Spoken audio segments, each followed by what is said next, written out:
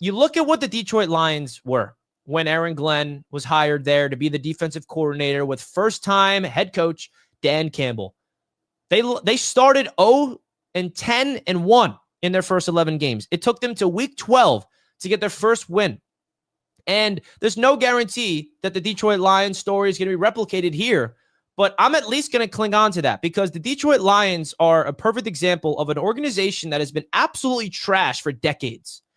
And it took just continuity and belief and trust in a team to figure themselves out before they were able to break through. And then they started off the season in year 2, 1-7.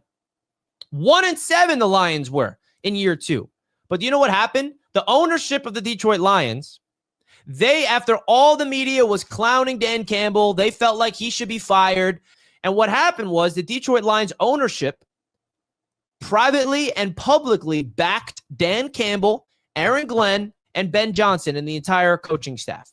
And when they did that, and when Dan Campbell felt the stress off his shoulders of my job is on the line, and he felt publicly and privately backed by his owner, that's when everything broke through. Then all of a sudden, the Lions go on a winning streak. They win like 8 of the last 10 games. They finish off the season 9-8.